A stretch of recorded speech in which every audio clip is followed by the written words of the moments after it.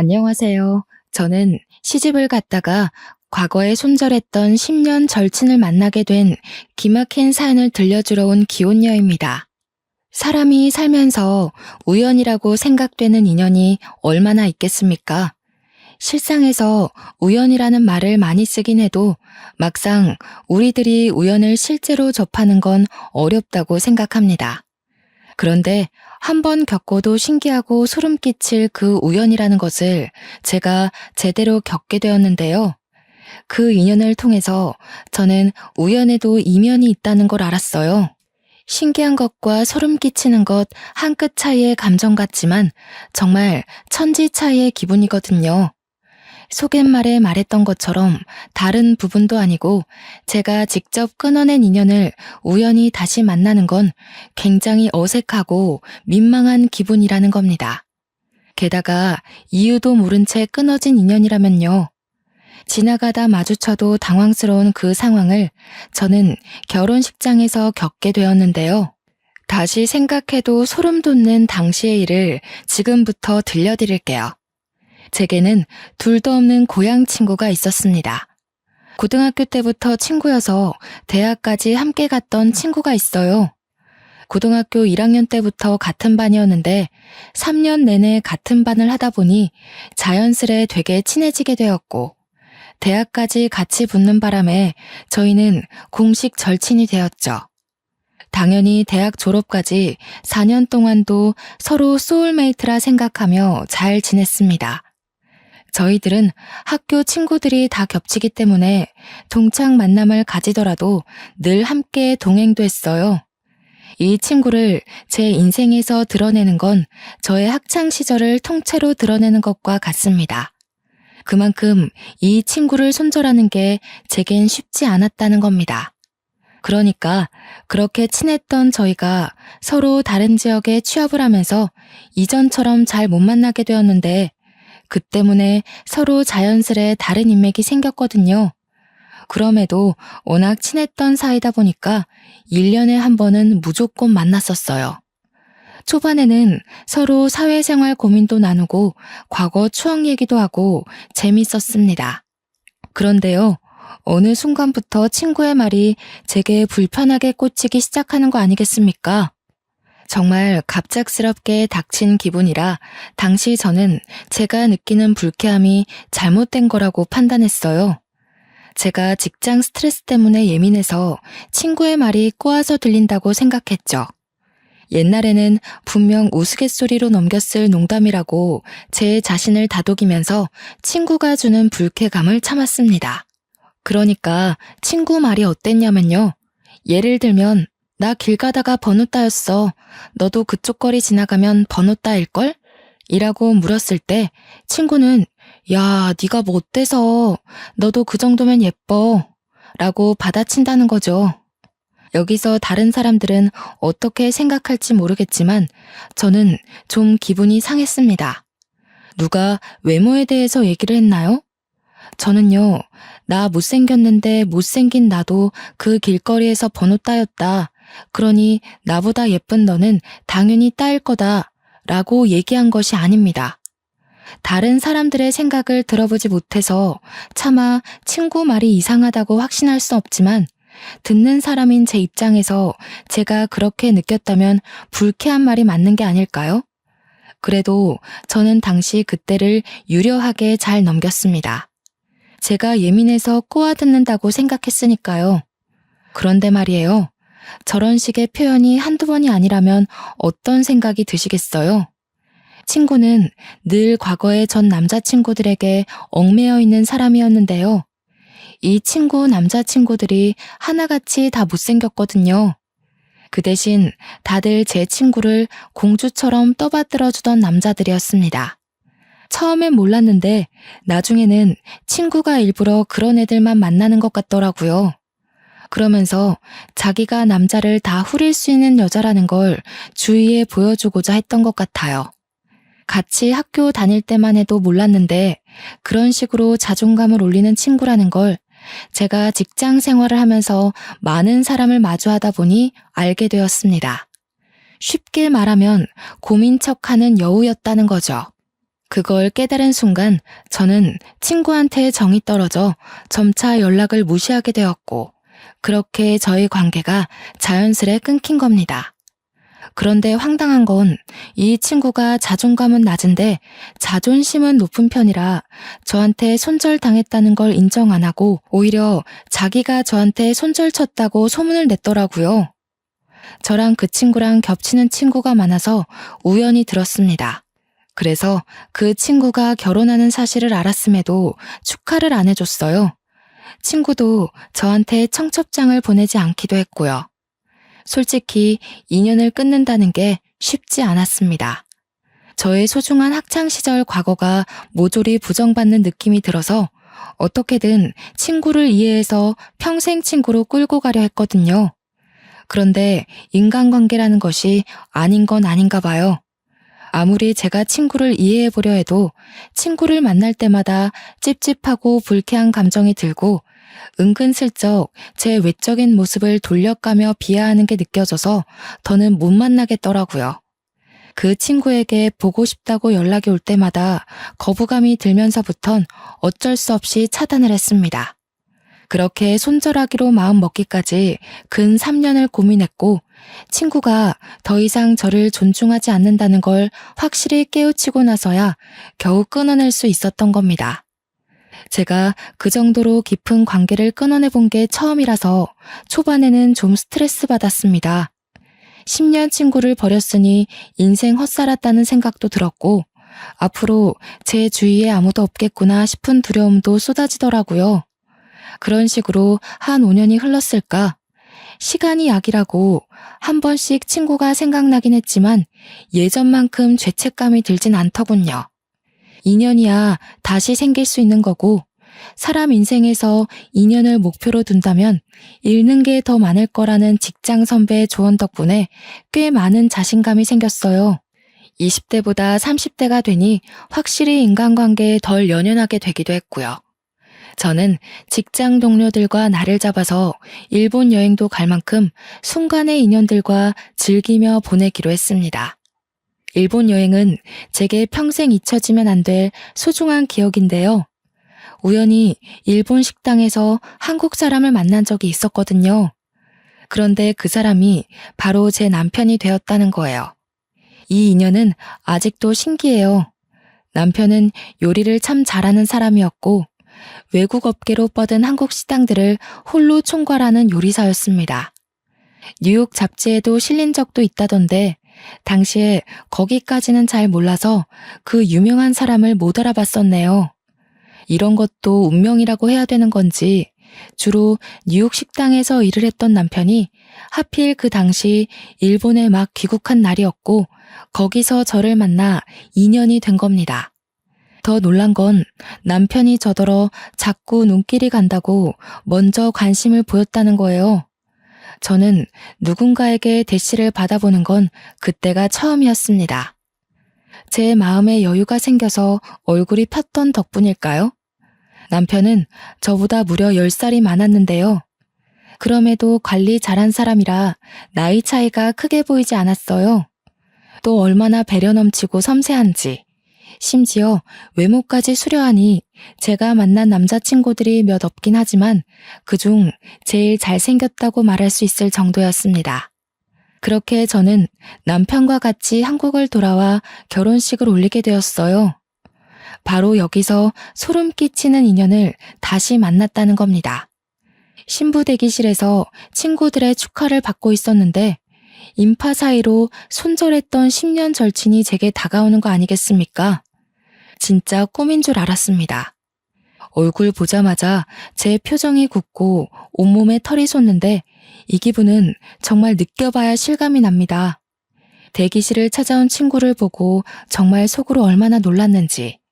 친구가 어설프게 인사를 하길래 저도 정신 차리고 받아줬는데요. 어떻게 알고 왔나 싶어서 불편한 표정을 애써 감추며 물어봤거든요. 근데 이보다 더 충격적인 사실이 저를 기다리고 있었지 뭡니까? 못 들었구나? 하긴 내가 남편이랑 해외여행 중이었어서 아주버님을 못 찾아본 탓이지. 너 나랑 가족 되게 생겼다? 족보로 따지면 내가 네 동서되는 사람이겠네. 당시의 충격을 저는 아직도 기억하고 있고 2번 다시 겪고 싶지 않을 공포입니다. 그러니까 남편한테는 6살 어린 서방님이 있는데 제 친구가 결혼했다는 남자가 바로 남편 남동생이었어요. 그 사실에 더 놀라서 제가 주인공이었던 그 결혼식을 당초에 어떻게 올렸는지 기억이 잘 나지 않습니다. 저랑 친구는 대판 싸워서 인연이 끊긴 게 아니기 때문에 서로 쌍심지켜고 노려보는 건 아니었고 단지 묘한 기류만 있었을 뿐이에요. 그렇게 저는 힘겹게 끊었던 10년 인연과 함께 가족이란 틀에 갇혀버리게 되는 기막힌 사태를 겪게 된 겁니다. 다행인 건 매일 보고 사는 건 아니었다는 거예요. 저희 부부도 동서 부부도 둘 다 분가를 하고 살았으니까요. 그럼에도 불구하고 한 달에 한 번은 꼭 만날 수밖에 없었는데요. 남편 집 문화에는 한 달에 한 번씩 식구들과 식사하는 날이 무조건 있었어요.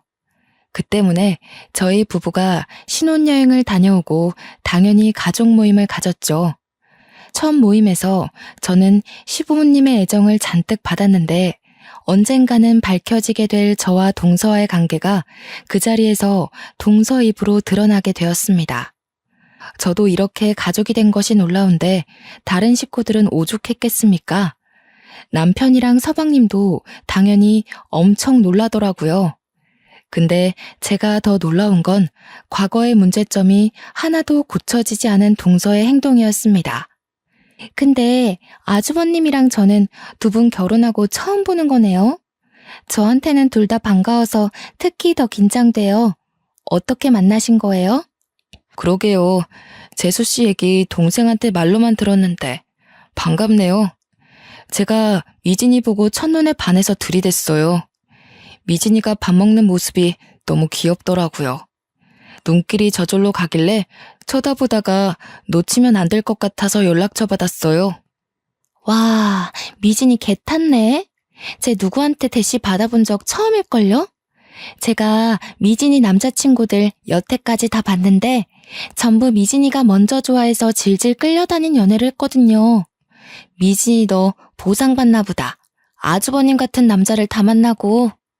동서는 저의 과거를 자연스레 얘기하면서 실패했던 제 연애 시절을 모조리 털어놨습니다.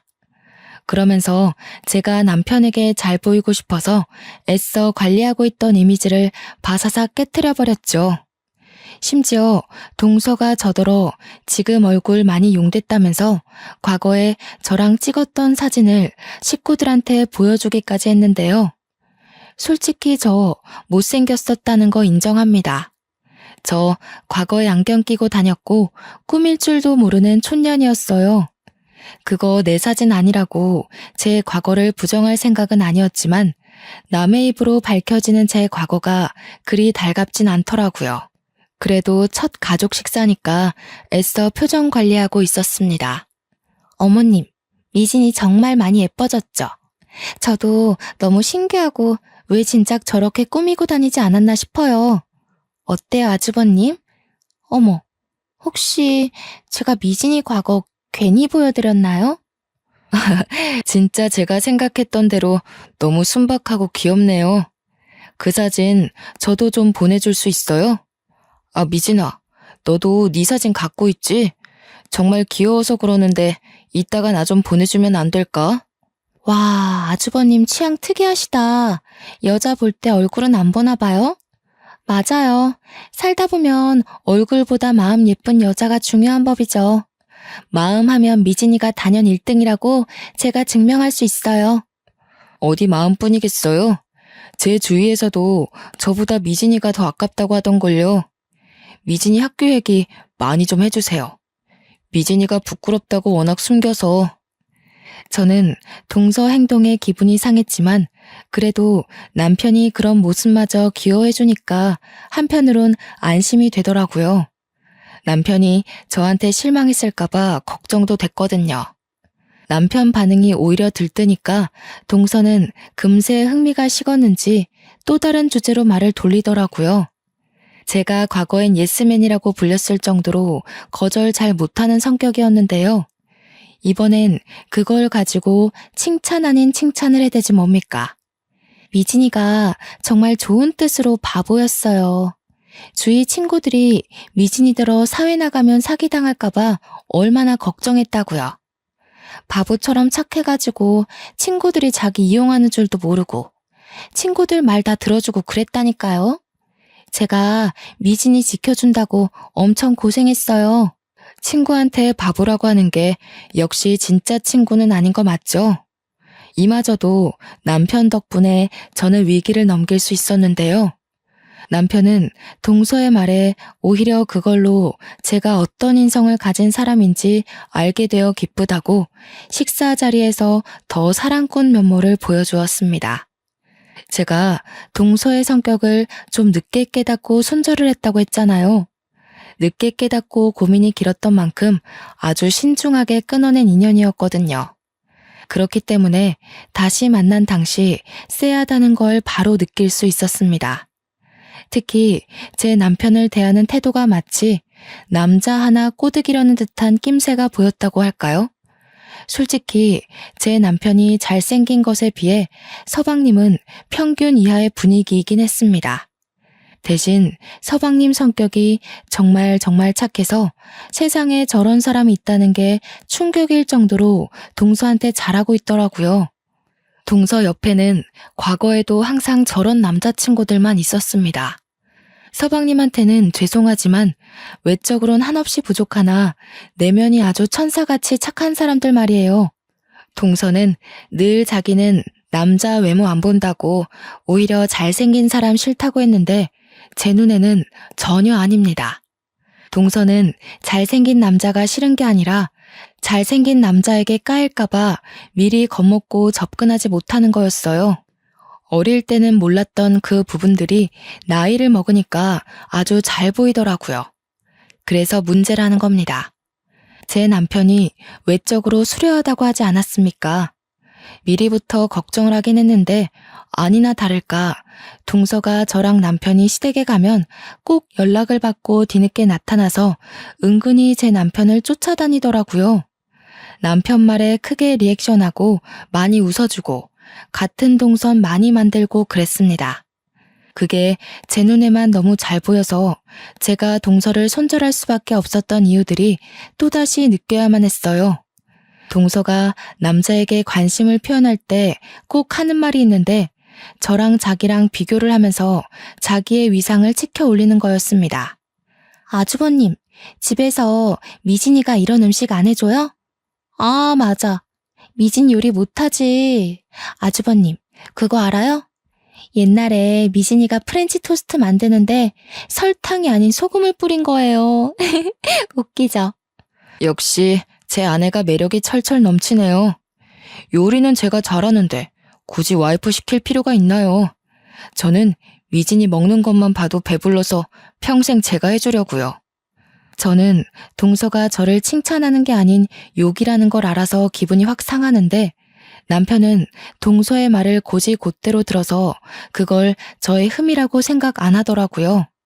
오히려 매력이라고 봐주니까 동서는 되로 주고 말로 받는 식으로 남편의 철벽을 느껴야 했습니다. 남편 덕분에 제가 딱히 동서에게 화낼 만한 일은 생기지 않았어요. 저도 이젠 예전처럼 바보같이 이해해주는 사람은 아니라서 되레 남편에게 잘 안 하던 애교까지 부리고 그랬네요. 그럴 때마다 동서의 시선이 느껴지는데 그 눈빛이 조금 어이없었습니다. 누가 보면 미혼인 줄 알겠어요. 남편이 있는 사람이 도대체 왜 남의 남편을 자기 남자 만들지 못해 시기를 한답니까? 그마저도 한 달에 한 번 꼴이니까 가정의 평화를 위해서라도 참아야만 했네요. 그리고 어느 날엔 시모 생신상을 준비한다고 다시 시댁으로 모인 적이 있었습니다. 당연히 며느리인 저랑 동서가 같이 요리를 하게 되었어요. 야, 그건 그렇게 하면 안 되지. 어머님 짜게 못 드신단 말이야. 너 예전에도 MT 때인가? 냉면 뜨겁게 끓였다가 애들한테 욕먹었잖아. 요리를 그런 식으로 하는 애가 마음대로 아무거나 만지면 어떡해. 언제적 얘기래. 지금은 그런 실수 안 하거든? 그리고 여기 어른들도 계신데. 야, 니. 이런 말은 조심하는 게 좋을 것 같다. 듣기 안 좋아. 첫 모임 때도 말 없던 걸 이제 와서? 우리 사이에 형님 동서는 무슨? 이미 어머님 아버님도 이해할 텐데 뭘. 중요한 건 호칭이 아니라 언행이야. 과거에는 제가 모르는 것이 많아서 동서가 가르쳐주는 게 많았던 건 사실입니다. 하지만 이미 그건 15년도 넘은 일이었고 그 사이 사람 성격이 안 바뀔 수가 있겠어요? 동서는 자꾸 저를 과거의 저로 기억을 하고 대하더라고요. 그래서 그런지 저를 함부로 대하는 것도 과거와 너무 똑같다고 느껴졌습니다. 동서의 여우 같은 의도가 너무 잘 보이다 보니 불쾌감도 그만큼 빨리 찾아왔는데요. 그럼에도 괜히 과거 감정으로 싸우기 싫어서 저는 동서가 말할 때마다 자리를 피하는 방법을 택했습니다. 동서는 생각보다 눈치가 없더라고요. 제가 생각해도 저는 과거랑 많이 다른데 전혀 제 표정을 못 읽는 거 아니겠어요? 그저 동서는 시댁 식구들의 애정을 듬뿍 받는 데에만 혈안이 되어 있었습니다. 아주 작정을 한 사람처럼 행동했어요. 굳이 멀리 있는 서방님을 불러내 제가 만든 음식과 자기가 만든 걸 간을 보게 해서 어떤 게 더 맛있냐고 굳이 평가를 묻더군요. 식탁에 놓을 때도 제 음식과 자기 요리를 꼭 구분해서 배열해 놓더라니까요. 어머님, 짠 거 못 드시잖아요. 여기는 미진이가 만든 거니까 드시지 마시고 이쪽 거 드세요. 어머님 입맛 맞추는 건 제가 이제 장인이에요. 그래, 작은 애가 내 입맛을 잘 알긴 하지. 새아기는 결혼한 지 얼마나 됐다고 그런 것까지 알겠어. 한참 신혼이라 깨볶는다고 바빠야지. 나는 뭐 상관없다. 너희들이 이렇게 시간 내고 와서 내 생일 챙겨주는 것만으로도 좋아. 어머님 신경 안 쓰이게 제가 미진이한테 많이 알려줄게요. 제가 옛날에 완전 맹탕이었거든요. 모르는 게 얼마나 많은지 한 걸음 뗄 때마다 저한테 하나씩 질문을 했다니까요. 역시나 동서 말을 듣고 있는 내내 기분이 상해서 표정 관리 안 되었습니다. 한편으론 이걸 계속 보고 살아야 되나? 벌써부터 스트레스도 받았어요. 제가 이혼을 해서 이 시댁을 떠나지 않는 이상 저 친구를 계속 봐야 되잖아요. 이게 정말 매 순간마다 고민일 만큼 저한테는 엄청난 근심이었습니다. 그래도 과거와 다른 점이 있다면 사랑꾼 남편이 제 곁을 든든하게 지키고 있다는 겁니다. 남편은 동서 음식에는 손도 안 대고 제 음식을 먹으면서 간이 딱 좋다고 칭찬을 했어요. 자기는 밍밍한 요리 먹으면 입맛 떨어지더라면서 은근슬쩍 동서 음식을 까내렸죠. 그러자 당황한 동서가 일부러 시모 입맛에 맞게 한다고 싱겁게 한 거지 자기 원래 이런 식으로 안 한다고 변명을 하더군요. 저한테 변명할 필요는 없죠. 제가 뭐 재수씨 요리 먹을 일 있는 것도 아니고. 제 동생한테 잘해주세요. 저는 미진이 요리에 입만 맞추면 되거든요. 하긴 남편 말대로 동서가 남편한테 굳이 자기 요리 실력을 피력할 필요는 없죠. 동서는 남편의 계속되는 철벽에 얼굴이 살짝 붉어진 것 같기도 했어요. 억지로 웃는데 눈꼬리가 경련하고 있더라고요.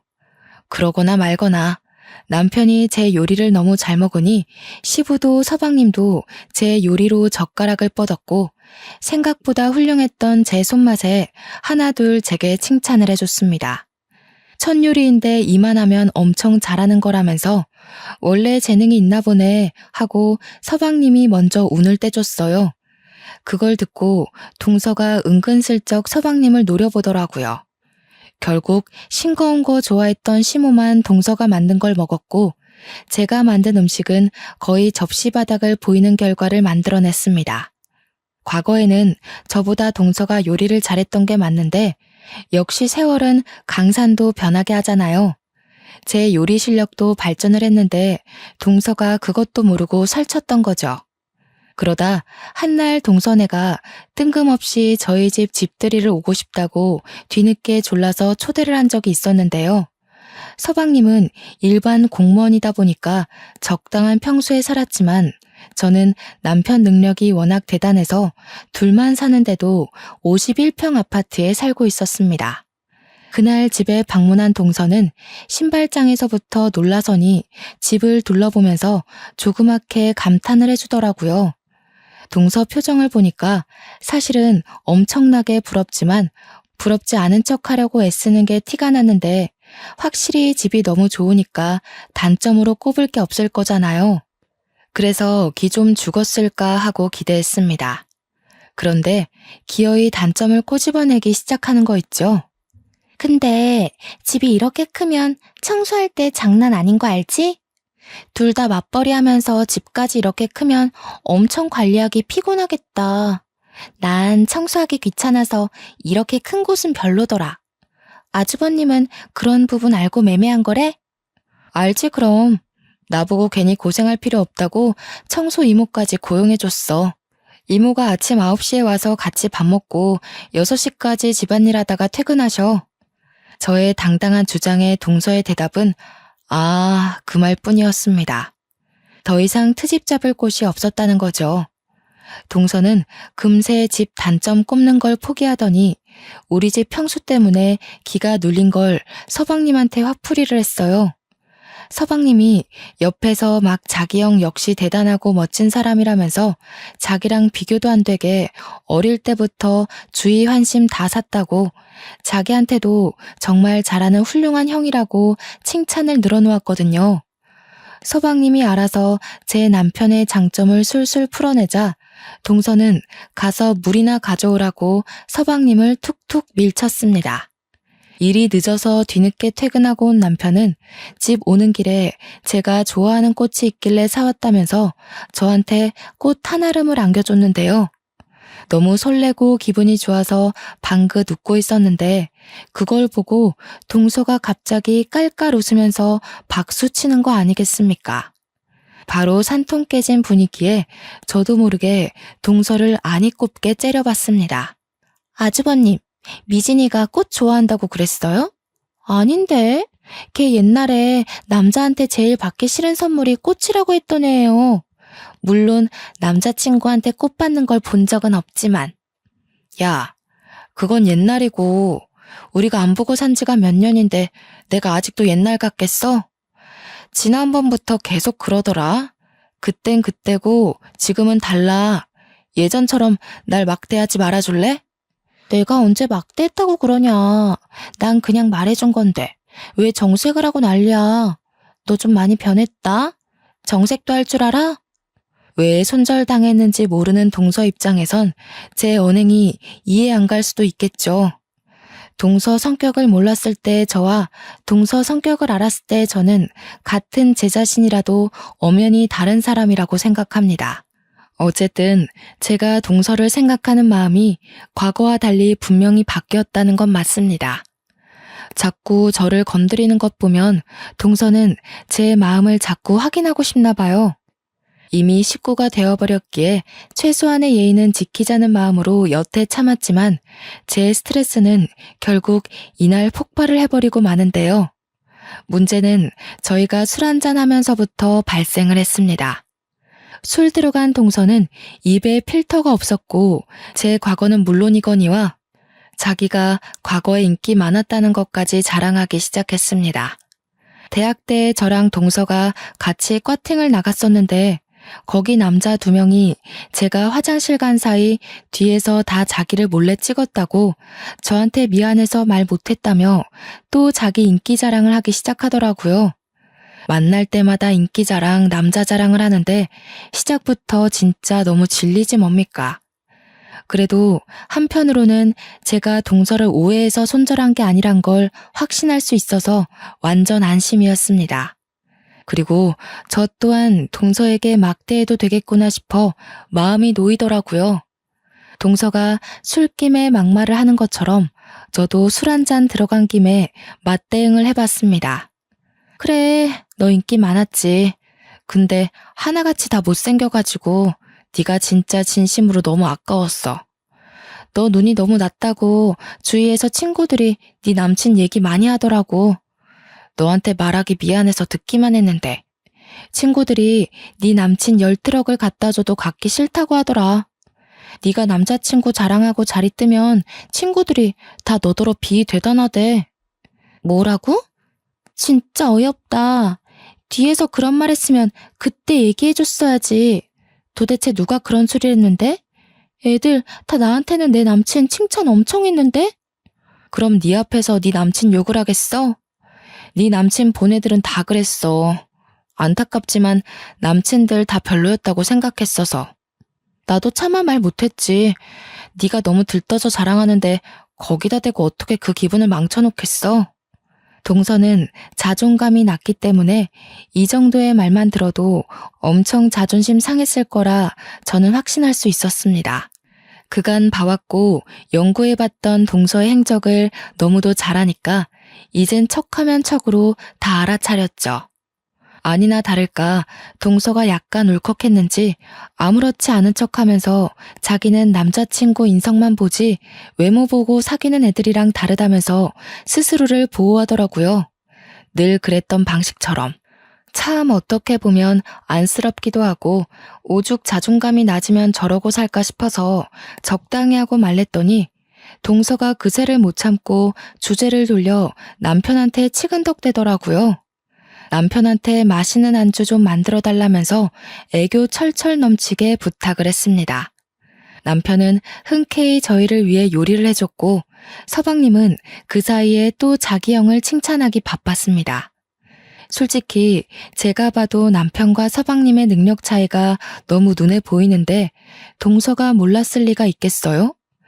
너무 우리 남편 칭찬만 하는 서방님에게 제가 반대로 서방님을 칭찬했거든요.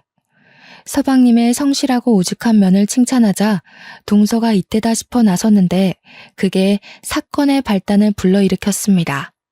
서방님도 공무원 진득하게 하면서 안정적인 가정 꾸리고 계시잖아요. 저희 남편은 모험하는 걸 좋아해서 한 번씩 제가 다 긴장이 돼요. 좀 그렇긴 하겠다. 난 가정이 있는데 모험하고 그러는 남자 좀 그렇더라. 내 남편은 안정직이라서 전혀 그런 위험 부담이 없거든. 근데 또 한편으로는 아주버님 보면 어떻게 내 남편은 모험 한번 안 해봤지? 싶어서 궁금하긴 하더라고. 배부른 소리 한다. 안정직이 좋은 거지. 그리고 서방님이 굉장히 심성 좋잖아. 서방님같이 착한 남편 세상에 드물어. 나 정말 서방님이 너한테 생각하는 마음 보고 깜짝 놀랐다니까. 이렇게 착한 남자 만나는 것도 다 복이야. 그러니? 우리 서로 안 가져본 것에 대해 욕심이 생기나 봐. 난 모험하는 남자 궁금하고 넌 착한 남자 궁금하고. 내 남편이 그렇게 마음에 들면 우리 한번 남편 바꿔볼래? 동서는 옛날에도 이런 농담을 한 적이 있었습니다. 제가 조금 잘난 남자친구를 만나면 제 남친과 자기 남친을 계속 비교하면서 바꿔볼래? 같은 정신나간 농담을 했었어요. 그때마다 제 남자친구들이 동서가 부담스럽다고 다시 보고 싶지 않아 해서 2번 만남으로 이어진 적은 없었습니다. 결혼을 안 했다면 이 친구를 영영 볼 일은 없었을 텐데 어쩌다가 제가 또 이런 소리를 듣고 있는 건지 모르겠네요. 저는 그 얘기를 듣고 제 감정 상한 걸 떠나 서방님의 기분이 크게 신경 쓰였습니다. 어느 배우자가 이런 소리를 듣고 별일 아닌 걸로 넘어가겠어요? 역시나 서방님은 동서한테 벌써 실망한 기색이 역력했고 서운하다는 말까지 표출했습니다. 그런데 동서 하는 말이 서방님에게 더 큰 상처를 주고 말았죠. 서운하면 뭐? 이혼하자고? 그럴 배짱도 없으면서 괜히 권위 잡으려고 하지 마. 그런 건 아주버님처럼 잘난 남자들만 통하는 거야. 우리 이혼하면 손해보는 건 당신이야. 당신 얼굴에 나 같은 여자 만날 수 있을 것 같아? 당신이 먼저 낳자면 난 잡을 생각 없다는 것만 알아도. 야, 말이 너무 심한 거 아니야? 부부간에도 지켜야 할 예의가 있는 거야. 사람 기분 나쁘게 무슨 말을 그런 식으로 해. 서방님 기분도 좀 생각하지? 괜찮아. 얘 바보라서 내가 또 잘해주면 금방 풀려. 우리 서로 그렇게 3년을 살았어. 이 정도 말은 얘한테 기분 나쁜 것도 아니야. 바보라서. 저 말을 듣는데 과거의 동서가 저한테도 저런 똑같은 말을 했다는 게 떠올랐습니다. 서방님은 화가 나서 자리를 떴고 동서는 정말 신경도 안 쓰고 앉아 있더라고요. 어차피 남은 정도 없었지만 그 없던 정마저 모조리 다 떨어진 저는 젓가락을 내려놓았고 서방님 달래주러 가려고 일어났습니다. 동서가 어디 가냐고 묻더라고요. 그 꼴마저 보기 싫어서 대답을 안 했는데 제가 어디 가는지 이미 알고서는 그냥 내버려두면 지 알아서 풀린다고 제 등에 대고 자꾸 재수없는 소리 하는 거 아니겠습니까? 무시하고 서방님한테 갔더니 서방님은 화장실에 들어가 있더라고요. 제가 차마 들어갈 수 없는 곳이라서 잠깐 밖에서 기다리다가 결국 다시 자리로 돌아갔는데 있어야 할 동서가 사라지고 없는 겁니다.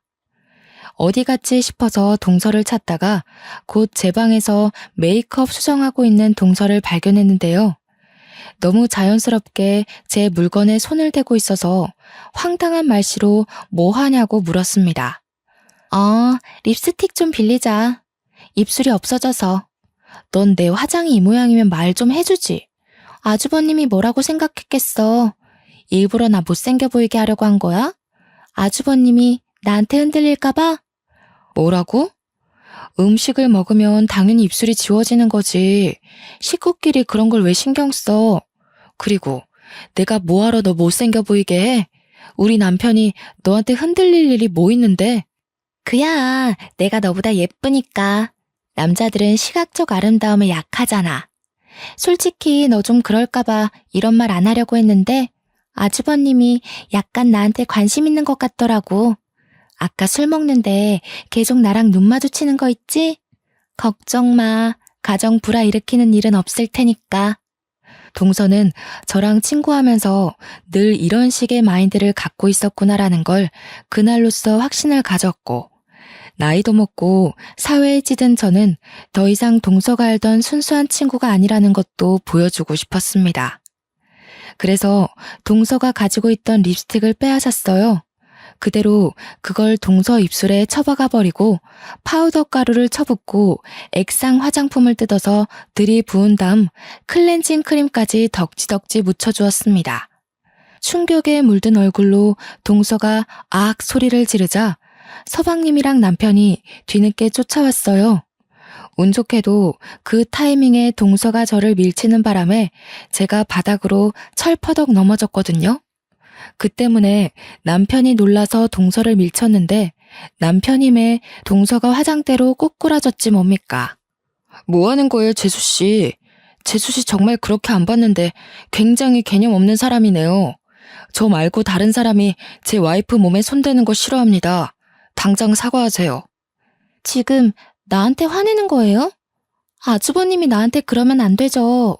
제가 미진이보다 아주버님이랑 먼저 가족인 사람이에요.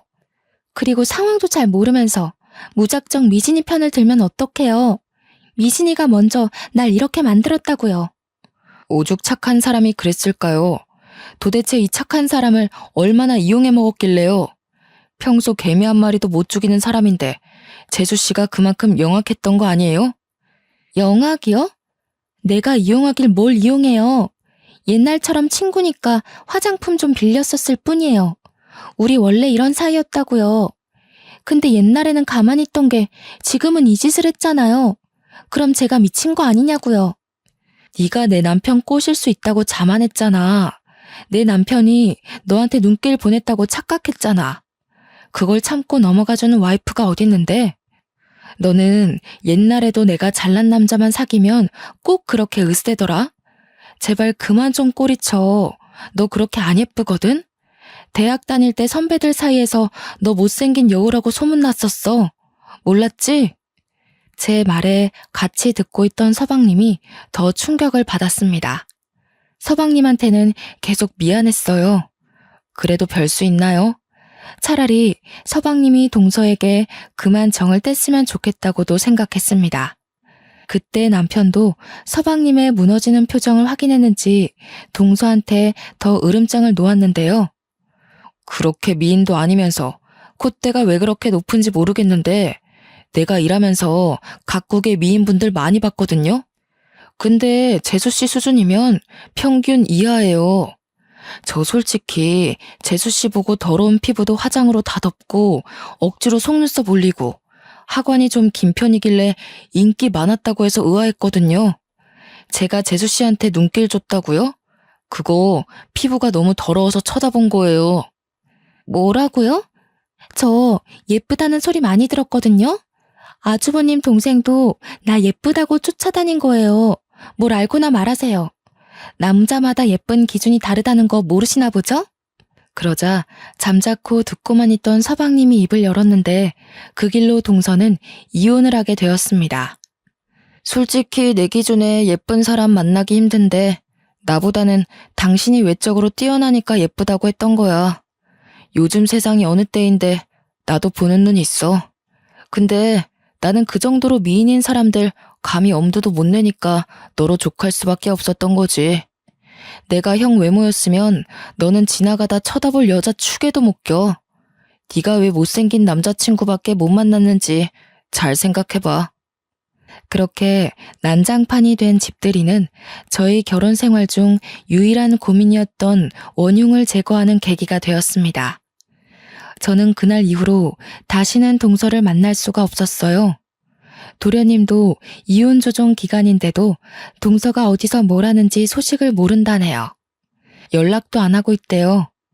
원래는 항상 서방님이 먼저 동서에게 연락하는 사람이었는데 이젠 서방님이 먼저 동서를 차단해버린 것 같더라고요.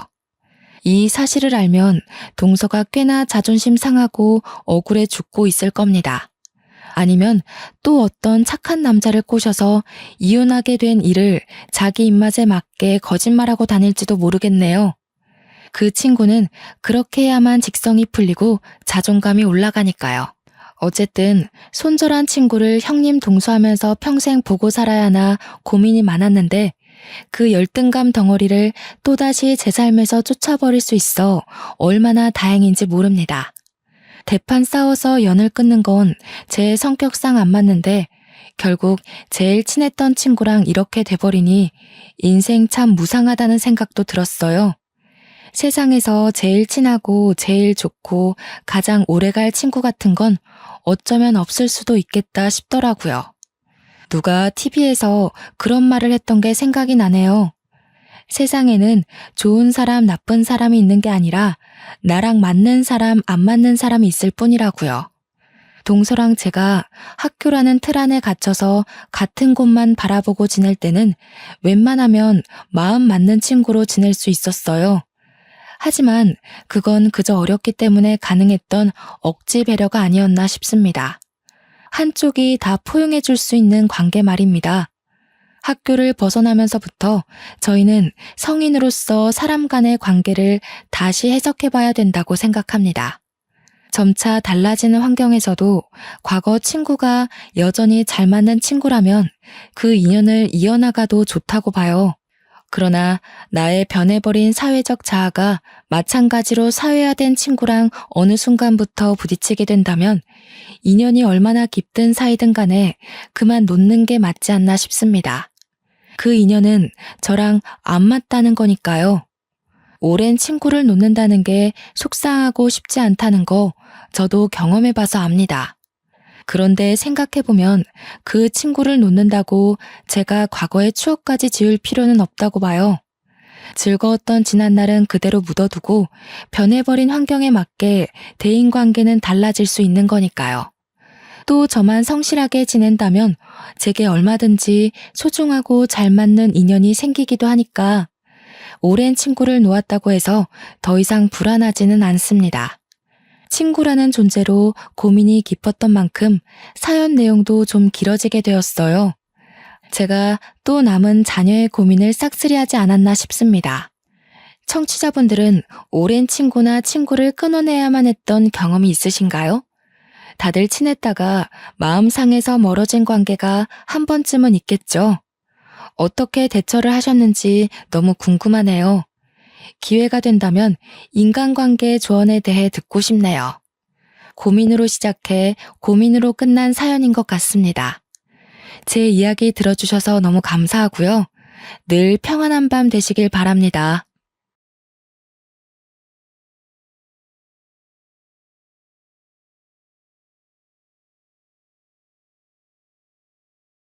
농사 중에 제일 어려운 게 자식 농사라는 말 들어보셨죠, 다들?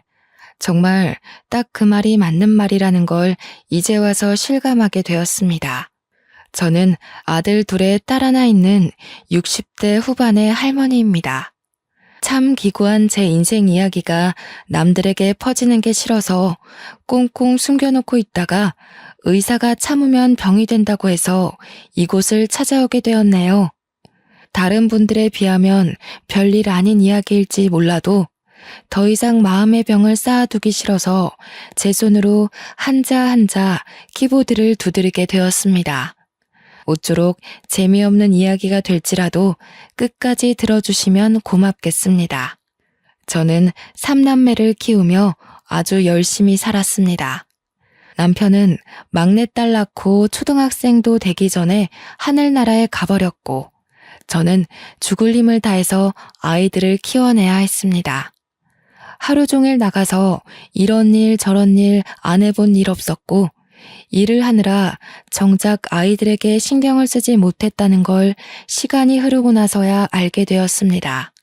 저는 3남매가 누구보다 돈독하고 서로를 아끼며 살고 있다고 착각을 했습니다. 아니, 어쩌면 제 바람이 저를 스스로 그렇게 가두면서 살았을지도 모르겠습니다. 엄마의 빈자리는 큰아들이, 아빠의 빈자리는 작은 아들이 채워서 아이들끼리 서로를 의지하며 살기를 바랬던 걸지도 모르겠네요. 하지만 바람은 정말 저의 한날 흩어지는 소원이었을 뿐이라는 걸 나중에야 알게 됐습니다. 우리 첫째 아들이 완벽한 폭군이었다는 걸 알게 된 날, 저는 정말 기절하는 줄 알았습니다. 9살 먹은 막내딸에게 라면을 끓여오라 시켜서 딸이 고사리 같은 손으로 뜨거운 라면을 끓이다가 끓는 물을 쏟아 가슴팍에 화상을 입었을 때 그때 알게 되었죠. 울면서 둘째 아들이 저에게 전화가 왔을 때 저는 하던 일도 마무리 짓지 못하고 집으로 달려가야 했습니다. 찬물로 아무리 식혀봐야 우그러드는 살은 돌아올 생각을 하지 못했고 처지가 늦어지는 바람에 우리 딸은 가슴팍에 화상 자국을 평생 달고 살게 되었습니다. 저는 바보같이 그때서야 알게 되었죠. 첫째 아들이 동생들의 용돈을 빼앗아 쓰기도 하고 둘째가 공부한다고 하면 하나뿐인 책상을 차지하고 비켜주지 않았다는 사소한 사실까지도요. 둘째 아들이 보는 앞에서 만화책을 읽으며 둘째는 바닥에서 공부를 하게 시켰더라고요. 동생들은 나이가 있는 첫째 아들의 힘이 무서워서 벌벌 떨고만 있었습니다. 제가 이 모든 사실을 둘째와 셋째에게 들은 것은 아닙니다. 그 아이들이 저에게 조금만 일찍 이야기해 주었더라면 그 지경이 가게 냅두지 않았겠죠. 제가 이 사실을 언제 알게 되었냐면 제가 일하던 곳이 정규 휴무가 걸려 다음 청소일을 하기 전까지 잠깐 짬이 나서 집에 들렀을 때 알았습니다. 입구부터 아이들이 자지러지게 우는 소리가 들리고 느낌이 이상해서 조용히 집으로 들어가니 첫째 아이가 회초리를 들고 있더군요. 저도 사놓고 단 한 번도 쓰지 않았던 회초리였습니다.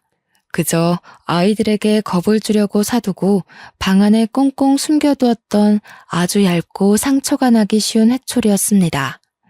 그런데 그 회초리로 첫째 아이가 둘째와 셋째의 다리를 휘두르고 있었습니다. 고작 둘째는 12살이었고 막내는 9살이었습니다. 우리 첫째는 16살이었고요. 중학생이나 된 큰 형이 초등학생인 동생들을 혼내고 있으니 애들은 겁에 질리고 아파서 울 수밖에 없었죠. 정말 집이 떠나가라 엉엉 울고 있고 종아리는 상처투성이었습니다. 제가 너무 놀라서 뭐 하는 짓이냐고 소리를 지르면서 달려가니 첫째는 놀란 기색도 없이 저에게 이야기를 했습니다. 동생들이 버릇이 없어서 교육하는 중이니까 저보고 구경이나 하라고요. 저는 정말 아무 말도 할 수가 없었죠. 뭐 때문에 그러냐고 첫째 아들을 붙잡고 이야기를 해보라고 닥달을 할 수밖에 없었습니다. 첫째는 입을 꾹 다물고 두 동생들은 엉엉 울기만 했습니다. 제가 소리를 치자 그제서야 둘째가 이야기를 하기 시작하더군요. 종아리가 눈으로 보기 힘들 정도로 아파 보이는데 둘째는 다 자기 잘못이라고 하더군요. 제가 매달마다 아이들에게 조금씩 용돈을 주고 있었는데 형에게 그 용돈을 주지 않아서 생긴 일이라 했습니다. 저는 정말 어이가 없어서 그게 전부냐고 물었고 두 아이는 맞다고 고개를 끄덕였습니다. 아니, 각자 쓰라고 용돈을 준 것인데 그걸 형에게 다 주고 있었다는 것도 충격적이었고 당연하게 받은 첫째에게도 실망이 컸죠. 두 동생들은 학교 끝나고 군것질이 하고 싶어서 형에게 용돈을 바치지 않았다고 했습니다. 그 말이 끝나기 무섭게 첫째 아이는 아이씨 하면서 방에 들어가더라고요. 저는 화가 나서 당장 나오라고 버릇없이 어딜 들어가냐고 누가 누굴 혼내는 거냐고 소리쳤습니다. 그런데도 불구하고 첫째 아이는 꿈쩍도 안 하더니 슬그머니 방문 열고 나와서 자기 나간다고 휙 집을 나서더군요. 고작 중학교 3학년이 저런 식으로 행동을 하니 제 속이 터져나갈 것 같았습니다. 한 가지 다행인 것은 제가 나선 덕분인지 둘째 아들과 막내딸을 더 이상 괴롭히지 않는 것 같았습니다. 두 아이들에게 간간히 웃음이 걸리는 걸 보고 저는 한시름 놓았죠. 하지만 제 일은 더할 나위 없이 바빴습니다. 아이들의 교육도 그렇고 먹는 것, 입는 것을 생각하다 보니 돈을 바짝 벌어야 했습니다. 점차 집에 대해 또 느슨하게 관심이 갈 때쯤 사건이 터지고 말았습니다. 고등학교에 진학한 아들의 학교 담임 선생님에게서 학교로 와달라는 연락을 받게 된 것이었습니다. 저는 무슨 문제가 있느냐고 물었고 담임 선생님은 아이가 동급생의 물건을 빼앗고 주먹을 휘둘렀다고 하더군요. 저는 놀라서 하루 일을 빼고 학교로 달려갈 수밖에 없었습니다.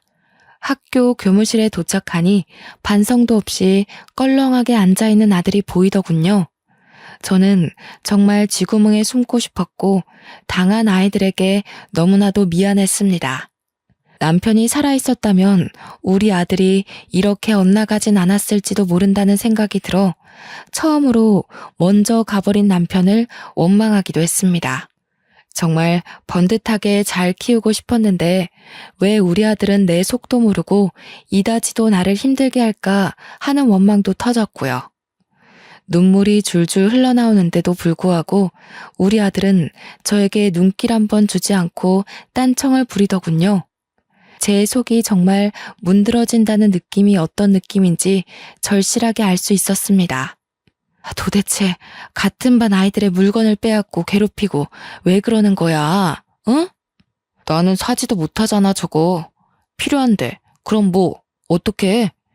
필요는 하고 돈은 없고 그럼 내가 저걸 가질 수 있는 방법은 좁해서 뺏는 수밖에 없는데 저는 아들의 말에 정말 기겁을 할 수밖에 없었죠. 생각을 해보셔요. 학교에서 문제를 일으켜 찾아갔더니 반성은커녕 저리 당당한 태도로 나오다뇨. 당연히 물건을 빼앗기고 괴롭힘을 당한 동급생과 그들의 부모는 우리 아들을 용서하지 않았습니다. 저는 정말 학교에서 공부를 좀 하라는 제 바람이 그렇게 큰 것인지 몰랐죠.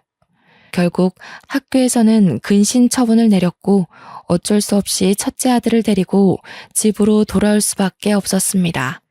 첫째 아들은 저에게 이제 와서 관심 갖는 척 하지 말라고 진즉 이랬으면 자기도 달랐을 거라며 저에게 원망을 뱉었습니다. 다 제가 애들을 먹여 살리겠다고 일을 하는 바람에 이렇게 된 건가 싶었고 저는 망연자실했죠. 하지만 한 가지 다행인 것은 첫째가 엇나가고 집에서 폭군처럼 굴 때마다 아무것도 하지 못하는 동생들이 책을 들여다본 덕분에 공부를 잘했다는 겁니다. 첫째 아이에게 걸었던 기대는 둘째와 셋째에게로 넘어가게 되었습니다. 용돈을 늘 첫째에게 빼앗기고 있는 것을 알게 된 이후로 저는 용돈을 몰래 주었습니다. 같은 날 일괄적으로 용돈을 주면 뒤에서 어떻게든 첫째 아이가 다 빼앗는 걸 똑똑히 알게 되었으니까요. 하지만 꼬리가 길면 밟힌다는 이야기 다들 아시죠? 동생들이 처음 보는 새 문제집을 가지고 있으니 당연히 첫째가 알게 되었습니다. 제가 둘째와 셋째를 위해 용돈도 몰래 주고 문제집도 사준다는 사실을요. 그러더니 어이가 없다는 듯이 왜 자식들끼리 차별을 하냐고 저에게 소리를 지르는 게 아니겠어요? 그래서 문제집 사라고 돈을 준 거라고, 억울하면 너도 공부를 하라고 저도 소리를 쳤습니다. 학생의 본분은 무엇보다 공부 아니겠습니까? 그랬더니 자기도 문제집을 사겠다고 돈을 달라고 하더군요. 저는 속는 셈 치고 아이에게 10,000원을 주었습니다. 그런데 그 돈 타가서 뭘 하고 있었는지 상상이 가시나요? 바로 담배를 사서 담배를 태우고 있었습니다. 아무리 문제하여도 그렇지 고등학생이 떡하니 교복 입고 담배를 태우는 걸 보는데 정말 기가 막히더군요. 제가 등짝을 때리며 미친놈아 등신 같은 놈아 하고 욕을 해도 첫째 아들은 저를 싸늘하게 바라볼 뿐 자기 행동이 잘못됐다는 생각은 하지 않았습니다. 이렇게 문제가 심각한 아들은 날이 갈수록 사고만 치기 시작했습니다. 친구 오토바이를 타고 가다가 사고를 내지 않나, 슈퍼에서 과자를 훔치질 않나, 편의점에서 술이랑 담배를 사다가 경찰에게 잡혀가질 않나. 그러면서 저한테 하는 말이 다 제가 그렇게 만들었다는 겁니다. 동생들한테만 따로 용돈 주고 챙겨주니까 자기는 엇나가는 거라면서요. 자기한테도 그렇게 관심을 주었으면 이렇게 망가지지 않았을 거라고 제 탓을 하대요. 저는 반성 따위 없는 아들을 포기했습니다. 그러던 도중 수능을 본 첫째 아들은 당연히 대학에 떨어지고 기다렸다는 듯이 1년 동안 탱자탱자 놀기만 하더군요. 1년을 미친놈처럼 술을 처먹는가 싶더니 후련히 군대에 들어가 버렸어요. 친구들이 가니까 저도 갔다 오겠습니다 하고 입대 하루 전날에서야 저에게 이야기를 하더군요. 그럴 줄 알았으면 일찍 퇴근해서 돌아와 따끈한 밥이라도 한 끼 먹이고 보냈어야 했는데 우리 첫째 아들은 끝까지 저에게 미련이 없었습니다. 저는 그렇게 아들을 군대에 보내놓고 사람이 되어 돌아오기를 기다렸습니다. 하지만 우리 아들은 끝까지 제 예상 밖의 행동을 하더군요. 군대가 체질인 것 같다면서 말뚝을 박아버리겠다고 하는 겁니다. 당시만 해도 군대에 부조리가 많고 후임을 괴롭히는 일이 잦았기 때문에 저는 아들을 무척이나 걱정했습니다. 그러나 우리 아들의 고등학교 시절을 생각하면 사실 아들의 후임을 더 걱정해야 하는 편이 옳았던 거죠. 군대가 체질이라던 아들은 정말 부사관이 되었고 군대에서 휴가도 나오지 않고 돈을 벌었습니다.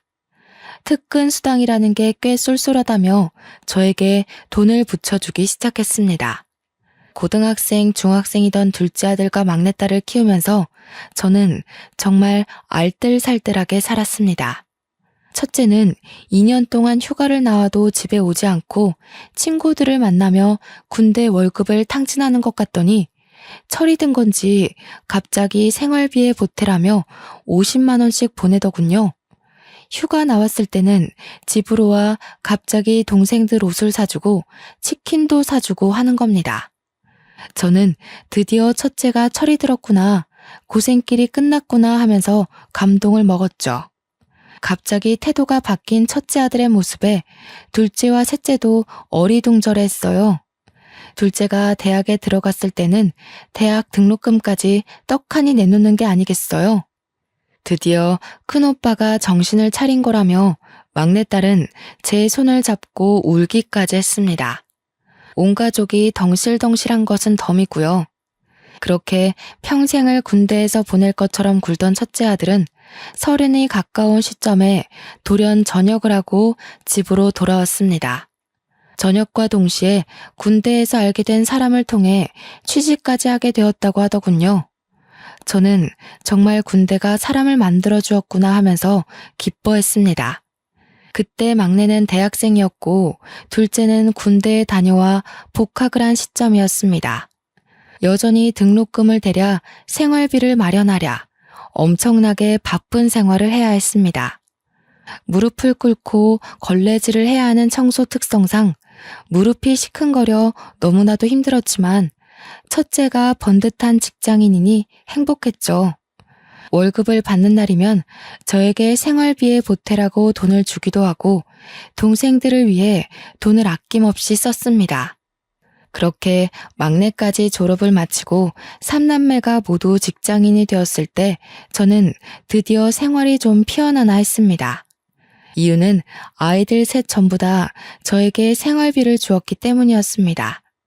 막내딸은 저에게 청소하느라 고생했다며 이제는 좀 쉬어도 되지 않겠냐고 하더군요. 시큰거리는 무릎도 고쳤으면 좋겠다고 했지만 만만치 않은 병원비까지 아이들에게 짊어지게 하고 싶지 않았어요.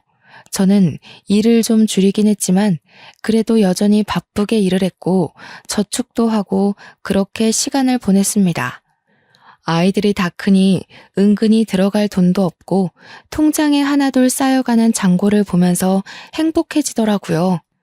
남의 집 청소도 하고 건물 청소도 하고 청소일이 힘들긴 하지만 시급은 좋아서 놓칠 수 없었습니다.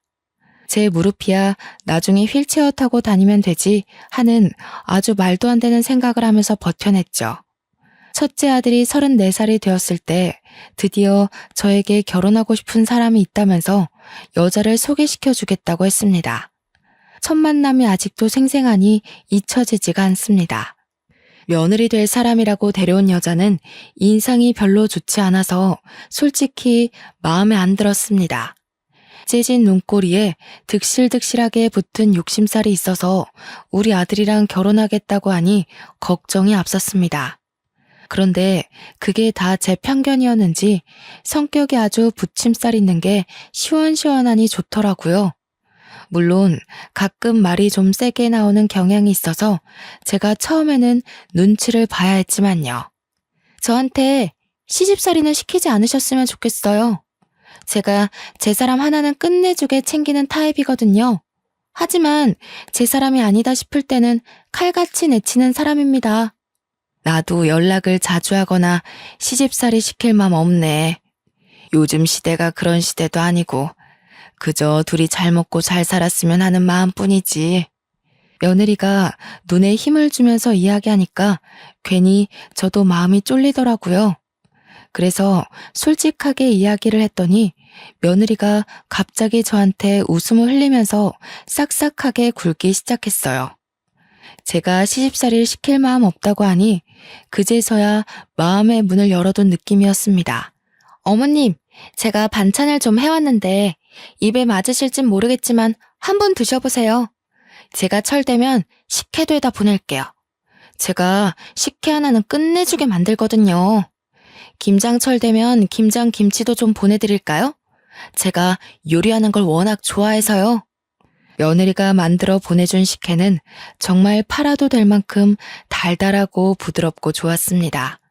김치도 어찌나 맛이 좋던지 우리 며느리가 반찬 가게 하면 정말 장사가 대박나겠다고 생각할 정도였어요. 맏며느리로 저렇게 손재주가 좋은 아이가 들어오다니 제 복이 아닐까 싶기도 했습니다. 반평생을 속을 썩이던 첫째 아들에게 어찌 저리 좋은 인연이 나타났을까 싶기도 했고요.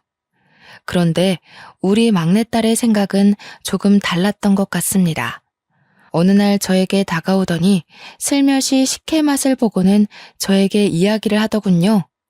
엄마, 내가 CC식품 다니잖아. 그런데 아무리 생각해도 이 식혜가 우리 회사 제품 같아. 그리고 김치도 마트에서 파는 그 김치 같고. 막내딸의 이야기는 사온 상품을 대충 통에 옮겨 담고는 생색을 내는 것 같다는 이야기였어요. 막내가 식품 회사를 다니기 때문에 흘려드릴 수 없는 이야기였습니다. 며느리가 항상 자기가 직접 만든 거라고 생색을 내며 저에게 손을 내밀었기 때문에 저는 용돈을 주는 것으로 보답을 했거든요. 그런데 이게 모두 사온 상품이었다고 생각하니 은근히 배신감이 느껴지더라고요. 저는 애써 태어난 척 딸에게 설마 그런 걸로 거짓말을 치겠냐고 너무 새언니를 미워하지 말라고 했습니다. 아무래도 막내딸은 큰아들에게 당한 것이 많으니 색안경을 끼고 볼 수 있겠다는 생각을 했기 때문이었어요. 그런데 몇 개월 지나서 첫째 아들이 저에게 오더니 더 이상 생활비를 보탤 수 없겠다고 하더군요. 그래서 왜 그러냐, 무슨 일 있냐고 물어보았습니다. 그러자 며느리가 임신을 했다는 경사로운 소식을 전하는 게 아니겠어요? 아이를 가져서 병원비도 그렇고 앞으로 태어날 아이를 위해 돈을 저축도 해야 하고 살 것도 많다고 하더군요. 저는 당연히 생활비를 더 이상 주지 않아도 된다고 했습니다. 어차피 저도 소소하게 벌고 있었고 둘째 아들과 막내딸이 계속해서 저에게 생활비를 보태고 있었으니까요. 첫째 아들이 저에게 생활비를 주지 않는다고 해서 제가 당장 굶어야 하는 것도 아니었고요. 저는 일을 조금 늘릴까 고민까지 했습니다. 손주가 태어나면 저도 아무것도 해주지 않을 수 없으니까 말이죠. 저는 손주를 볼 생각에 신이 나서 정말 매일 밤 어떤 아이가 태어날까 상상하며 잠들었습니다. 꿈에라도 한번 나타나주면 좋겠다. 우리 남편이 살아있으면 정말 좋겠다. 그런 생각을 하며 단잠을 잤습니다.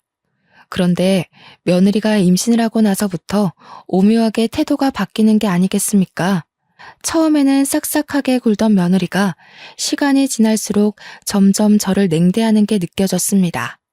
당연히 김치고 식혜고 보내는 일이 없어졌지만 저는 뭐 상관없었습니다. 심해서 음식 냄새조차 못 맡는 사람들이 있으니 우리 며느리가 몸이 힘든가 보다 하고 넘어갔죠. 사실 식혜고 김치고 애초부터 보내지 않아도 괜찮았던 것이니 우리 며느리에게 부담을 주고 싶지 않은 마음이 더 컸다고나 할까요? 그래도 몸이 안 좋은 거면 제가 뭐 좀 도와줄 게 없겠나 싶어서 아들에게 연락을 했죠. 아들, 요즘 며느리 몸이 많이 안 좋으니 입덧이 많이 심한가 보구나. 매번 담던 김치도 식혜도 준비 못할 정도면 밥도 거의 못 먹는 거 아니니? 웬 김치랑 식혜요? 우리도 김치 사 먹고 있는데. 식혜 같은 건 원래 페트병으로 나오잖아요. 그거 사 먹으면 되는 거 아닌가요? 우리 막내딸의 예상대로 전부 대기업의 맛이었던 것이었죠. 솔직히 괘씸하지 않았다면 거짓말이겠지만 임신한 며느리한테 따지고 들 만큼 저도 치졸한 사람은 아니었기에 모른 척 넘어갔습니다. 그저 사왔다고 처음부터 이야기해도 고맙게 받았을 건데 직접 만들었다고 저를 속여가면서 용돈을 받아간 게 괘씸했던 거였죠. 하지만 시어머니에게 예쁨을 받고 싶어서 그런 발칙한 행동을 한 것일 수도 있으니 그냥 넘어갔습니다. 우리 막내딸만 그럴 줄 알았다면서 애초에 인상도 별로였다고 싶더라고요. 임신한 며느리가 혹여라도 눈치챌까 그런 말은 하지도 말라고 했습니다. 그런데 막내딸뿐만 아니라 둘째 아들도 맏며느리가 별로였다고 슬쩍 끼어드는 겁니다. 사람이 너무 별로라고 상대하고 싶지도 마주하고 싶지도 않다는 식으로 이야기를 하길래 저는 무슨 일이 있었나 싶었습니다. 그래서 슬쩍 왜 그러냐 하고 물어보니 둘째 아들이 저에게 무언가를 하나 꺼내서 보여주더군요. 볼펜인 줄 알았는데 볼펜처럼 생긴 녹음기였습니다. 이걸 왜 지니고 다니냐고 물어보니 예전에 형한테 많이 혼나고 당해서 버릇처럼 소형 녹음기를 몸에 지니고 다닌다고 했습니다. 있었던 일을 전부 다 녹음을 해야지만 자기 전에 마음이 편하다면서 저에게 버릇이라고 했습니다. 그러면서 며느리랑 대화한 녹음본이 있다면서 언젠가 저에게 꼭 들려주겠다고 마음먹었었다고 했어요. 오늘이 그날인 것 같다면서 녹음해둔 대화를 틀어주는데 저는 너무 놀라서 기겁을 했죠. 도련님, 우리 남편이 엄청나게 어릴 때 차별받고 자랐다는데 그거 다 사실이에요? 우리 시어머니 진짜 무서운 사람이다. 차별을 그렇게 해놓고 아들한테 생활비를 받아가는 거예요? 도련님은 문제집 살 돈도 주고 공부도 엄청 시켜줬다고 들었는데 맞아요? 우리 남편은 대학도 못 나오고 동생들 뒷바라지만 신나게 해줬다고 하던데 불쌍해라 정말. 군대 가서 말뚝 박은 이유도 시어머니의 동생들 먹여 살리느라 어쩔 수 없이 한 거라던데 좀 그 힘든 곳에서 그렇게 열심히 일할 생각을 했을까? 설마 형한테 받은 거 전부 모른 척 할 생각은 아니죠? 조카 생기면 차별 대우 받으면서 챙긴 목까지 다 챙겨주셔야 돼요. 임신까지 했는데 임신 축하 비용 같은 거 없어요? 남들은 다 해준다던데. 저는 욕심 없으니까 그냥 100만 원 정도만 해주세요. 그래서 우리 착한 둘째 아들이 며느리한테 임신 축하 비용이랍시고 100만 원을 송금했다지 뭡니까? 저는 정말 기가 막혀서 막내딸한테도 이런 이야기를 들었냐고 하니까 막내딸은 자기한테 요구하진 않았다고 하더군요. 평소에도 별로 좋아하는 티를 안 내서 자기한테까진 이야기를 안 한 것 같다고 하는데 정말 기가 막히고 코가 막힐 지경이죠. 너무 어이가 없어서 며느리에게 전화해서 호되게 혼을 낼까 싶었지만 둘째 아들이 참으라길래 꾹 참았습니다. 하지만 한번 미운털이 콕 박히고 나니까 얼굴을 보고 싶지도 않고 전화도 하기가 싫더라고요. 그래서 연락을 하지 않았습니다. 일부러요. 입만 열면 돈돈거리니 꼴도 보기 싫고 만나고 싶은 생각이 싹 사라지는 게 아니겠어요. 저한테도 임신 축하 비용 달라고 떼를 쓸 것 같은 느낌에 제가 연락을 피했죠. 그렇게 만삭이 될 때까지 연락 한 통 없다가 손주를 낳고 나서야 애 낳았다고 큰아들이 저에게 연락을 하더라고요. 저도 그냥 축하한다고 이야기하고 끝냈습니다. 하지만 손주를 보고 싶은 마음은 참 쉽게 사그러들지 않았습니다. 결국 둘째와 막내와 저 이렇게 셋이서 병원에 찾아가 손주를 보려고 했습니다. 다들 퇴근하고 삼삼오오 모여서 간 것이라 밤에 뭐 하나 준비도 제대로 못하고 마음만 급해서 병원에 찾아갔습니다. 그러자 저희들의 빈손을 보고 며느리가 화를 막 내는 게 아니겠습니까? 저희는 꿀먹은 벙어리가 되고 말았죠. 솔직히 임신해서도 2번인가 밖에 만나지 못했는데 제가 뭘 준비해서 올 수 있겠어요? 지들이 뭘 샀는지도 말을 해주지 않았는데 다짜고짜 빈손이에요? 하고 콧김을 뿜으면서 물어보니까 할 말이 없었습니다. 첫째 아들도 저한테 오느라 고생했다고 하면서도 요리조리 살펴보며 진짜 빈손이냐고 묻더라고요.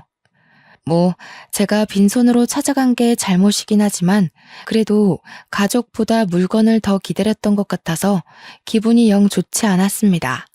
그러더니 저한테 돈 봉투라도 준비해서 오지 그랬냐고 첫째 아들이 저를 타박했습니다.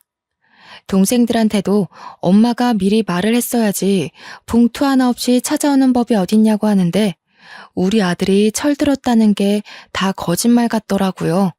아니, 오늘 보고 안 볼 것도 아닌데 다음에 준비해서 만나면 되지 않겠니?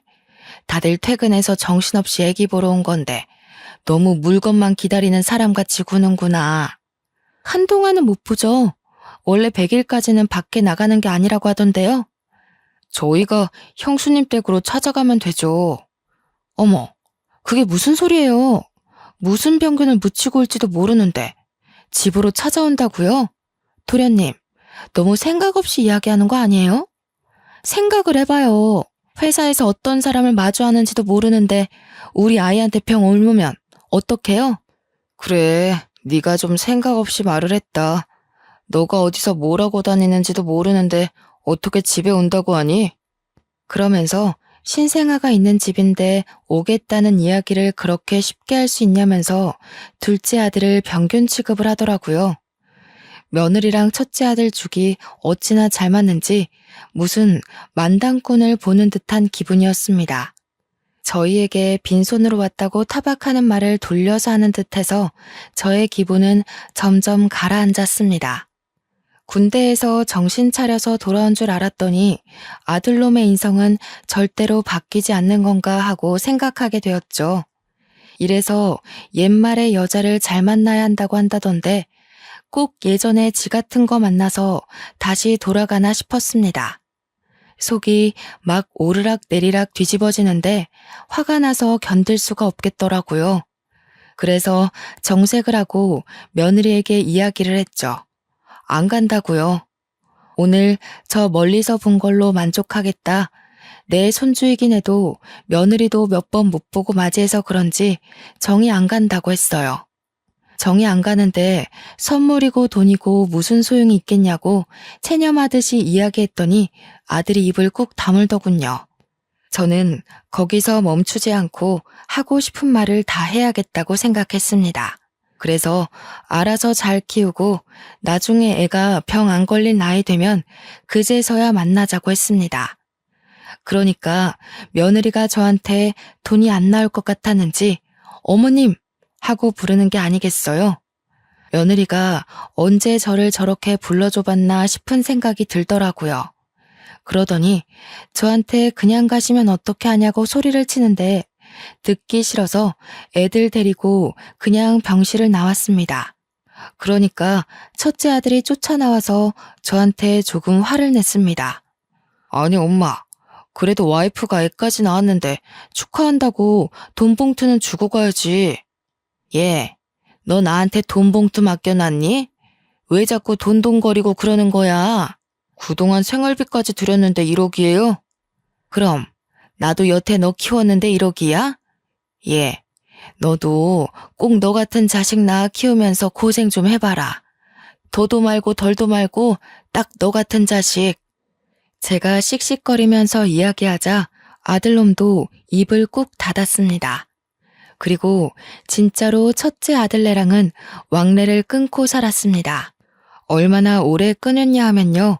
둘째 아들과 막내딸이 결혼을 해서 각자 가정을 꾸릴 때까지도 연락을 하고 지내지 않았습니다. 애들도 줄줄이 손주들 낳고 사는데 그동안 첫째네랑은 특별한 일 없을 때는 만나지도 않았네요. 동생들 결혼할 때나 손주들 태어났을 때 빼고 명절에도 만나지 않았으니 얼마나 거리감이 느껴지는지 이해가 가시나요? 첫째 아들네는 벌써 애가 셋이지만 저는 그 셋의 얼굴도 구별 못할 만큼 만나지 않았습니다. 슬며시 왕래를 시작한 건 막내까지 애를 낳았을 때였어요. 명절이랍시고 찾아와서는 두런두런 지들 사는 이야기를 하는데 그것조차 곱게 보이질 않더군요. 전부 다 엄마 돈 내놔 하는 말로 들렸기 때문입니다. 그런데 보면 볼수록 첫째 아들네 첫째 손주를 어떻게 키운 건지 애가 너무 오냐오냐 자라서 완전 자기 멋대로 구는 겁니다. 초등학생인데 막 지나가는 개한테 돌을 던져서 개 주인이랑 소송전에 걸리지를 않나 주차장에 멀쩡히 세워진 차를 막대기로 긁고 다녀서 그 도장값까지 전부 물어줬다고 하대요. 사고란 사고는 다치고 다니는 게 아니겠어요? 그러더니 동생들을 엄청 괴롭힌다고 미치겠다고 하는 겁니다. 첫째 아들네 둘째 셋째가 아예 기도 못 풀고 다닌다면서 동생들 불쌍해 죽겠다고 이야기를 하더군요. 저는 속으로 좀 꼬숩다고 생각했습니다. 어릴 적 첫째 아들이 둘째랑 셋째를 괴롭혔던 것처럼 지 아들이 똑같은 짓을 하고 있으니까요. 그러더니 며느리가 슬며시 제 눈치를 보면서 첫째 애를 좀 봐달라고 하는 게 아니겠어요? 자식들 다 시집장가 보내고 용돈 받으면서 간간히 시급이 센 청소일만 하고 노후를 즐기려는 마당에 손주를 봐달라고 하다니요. 그리고 첫째 아들네 아이라서 더 정이 안 갔기 때문에 봐주고 싶은 마음이 전혀 없었습니다.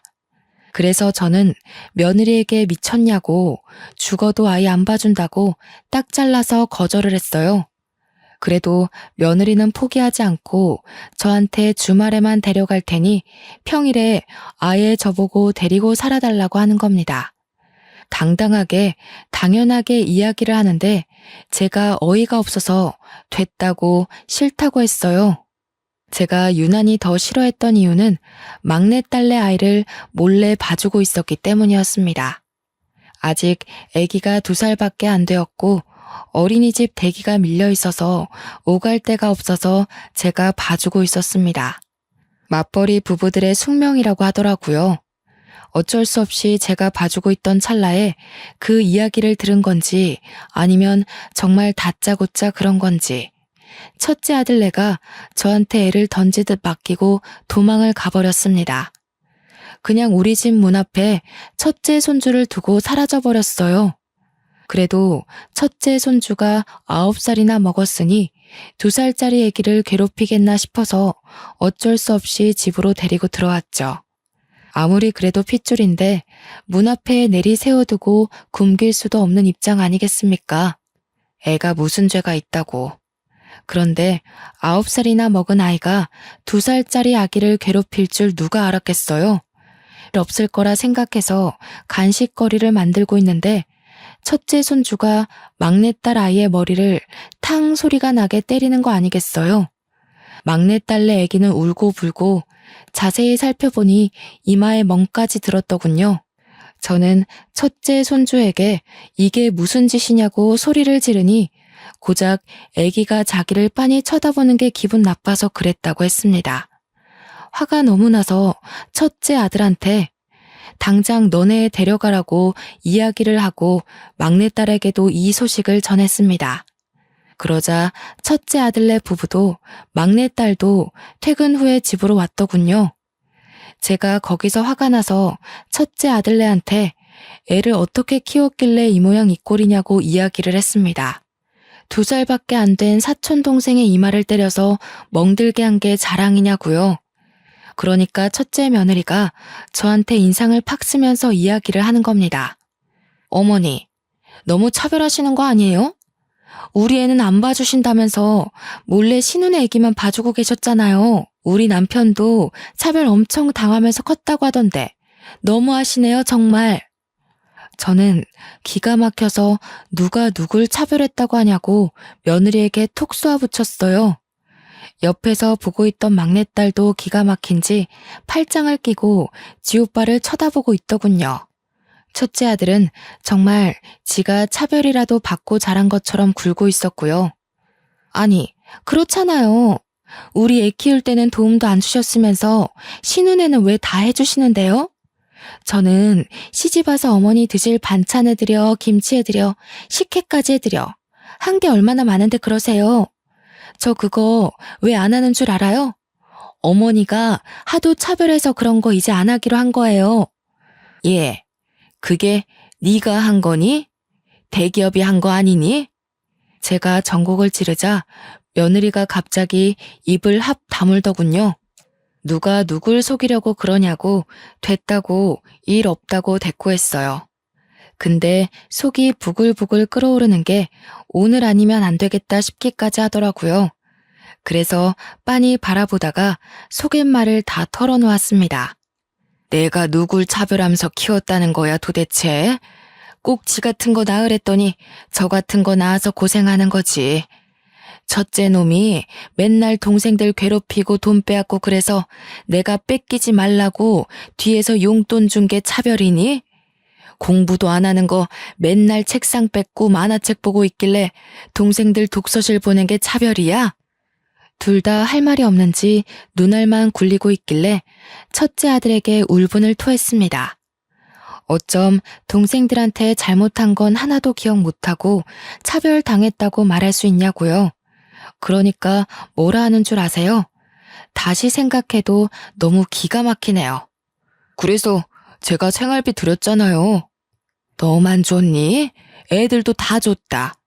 너는 첫째 아이 낳고 뚝 끊었지만 둘째랑 막내는 애들 둘씩이나 낳고도 나한테 준다. 어머님, 아무리 그래도 생활비 운운하시면서 애를 안 봐주시는 건 차별이죠.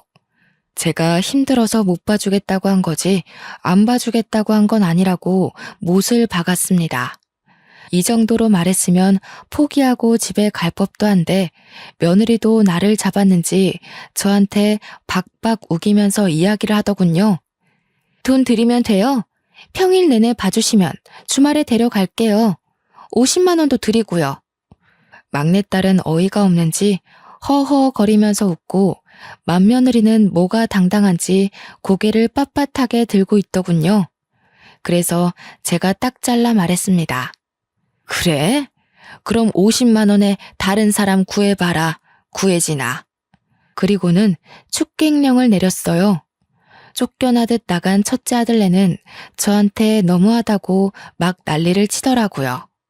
하지만 첫째 아들네도 만만치 않은 놈들이었습니다. 며칠 뒤에 갑자기 또 우리 집에 애를 던져놓고 갔지 뭡니까? 열이 받아서 며느리에게 전화하니 안 받고 제가 다음부터는 절대로 안 받아준다고 이야기를 했는데도 무시하더군요. 매일같이 우리 집 앞에 던져져 있는 첫째 손주를 보고 어쩔 수 없이 집으로 들이기를 반복했습니다. 그러다가 사고가 터지고 말았습니다. 첫째 손주가 우리 집이 2층 주택인데 거기서 위험하게 놀다가 아래로 떨어지고 말았습니다. 119를 불러서 가는데 다행히 머리는 다치지 않고 다리가 똑 부러져서 수술을 해야 한다고 하더군요. 혹시 모를 사태를 대비해서 수혈을 생각하고 혈액형을 알아야 한다고 하길래 아들이랑 며느리가 둘 다 A형이라고 A형일 거라고 했습니다. 그런데 긴가민가해서 검사를 해봐달라고 했어요. 근데 병원에서 A형이 아니라 AB형이라고 부모가 둘 다 A형이 맞냐고 물어보는 거예요. 절대로 AB형이 나올 수 없다면서 부모가 혈액형을 잘못 알고 있는 것 같다고요. 저는 순간 머리를 망치로 얻어맞은 듯한 기분이 들었습니다. 행동이 첫째 아들이랑 똑같아서 의심을 한 적이 없는데 생긴 게 아무리 봐도 아들을 안 닮은 거죠. 며느리가 성형이라도 한 줄 알고 조용히 모른 척 했는데 우리 아들의 아이가 아닐 수도 있는 거 아니겠습니까? 저는 아들에게 바로 이야기를 했고 제 의심을 지울 수 없어 유전자 검사를 맡겼습니다. 맏며느리가 전업주부임에도 애를 우리 집에 던지고 싸돌아다니는 것도 수상하고 그런데 정말 친자검사 결과에서 아들과 일치하지 않는다고 나온 겁니다. 첫째 아들이 열이 받아서 둘째와 셋째 애기까지 모조리 다 검사를 했는데 친자 불일치가 떴어요. 첫째 손주가 누워있는 병실에서 당연히 난리가 났습니다. 아들은 애기 아빠가 누구냐고 소리치고 며느리는 사색이 되고 알고 보니 10년 된 내연남이 있었고 자식들이 그 내연남의 아이였던 겁니다. 온 가족이 전부 뒷목 잡고 쓰러졌어요. 결국 변호사 선임해서 첫째 아들은 이혼 도장 찍고 위자료 소송에 상간남 소송까지 다 했습니다. 그런데 며느리의 내연남도 알고 보니 유부남이었고 아이 셋을 혼자 키우기 어렵자 저를 찾아와 뻔뻔하게 말을 했어요. 어머님, 그래도 그동안 같이 살았던 정이 있는데 애들만이라도 좀 데려가 주시면 안 되나요? 저 혼자 먹고 살기도 너무 빠듯해요. 아니면 아범 설득해서 양육비라도 좀 주라 하세요. 내가 왜 남의 씨를 키워주남? 그동안 정은 개뿔이다. 남의 아이들한테 왜 우리 아들이 양육비를 주니? 안 그래도 내일 변호사 만나서 파양 신청하기로 했다. 그러더니 그 뒤로 저를 몇 번이나 찾아와서 눈물로 읍소했다가 화를 냈다가 들어 누웠다가 하는 게 아니겠습니까? 나중에는 제발 받아달라고 사정하는데 결국 경찰에 신고하고 매몰차게 보내버렸습니다. 첫째 아들은 그날 이후로 제 눈치를 보느라 아무것도 못하고 죄송하다고만 하고 있고요. 솔직히 시간이 다 흐른 지금이라 꼴도 보기 싫지만 상심이 클 첫째 아들을 여태 끼고 살고 있습니다. 그냥 대면대면하게 서로 있는 듯 없는 듯 살고는 있지만 아들의 월급의 반 이상이 제 통장으로 들어오고는 있습니다. 제가 아들 이혼시키면서 생활비 보태지 않으면 데리고 살아주지 않겠다고 했거든요. 지금까지도 착실하게 제 말 듣고 제 눈치 보면서 잘 살고 있고요. 망한 자식 농사지만 그래도 앞으로 눈칫밥 먹으면서 살 듯 싶어 다행이라 생각합니다. 아들이 주는 생활비 한 푼 두 푼 모아 시큰거리는 제 무릎 제대로 고쳐볼까 합니다. 그거라도 해야 제 마음이 속 시원해질 것 같네요. 물론 의사 선생님 말대로 이렇게 풀어내니 한결 가벼워지긴 했습니다. 여러분, 마음에 안 드는 자식도 결국 내 자식이긴 하더라고요. 대신 단단히 마음 다잡고 한 방 먹여야 그나마 눈치라도 보고 사는 것 같습니다. 대한민국의 어머니들 모두 힘내시고 앞으로는 당당하게 삽시다. 감사합니다.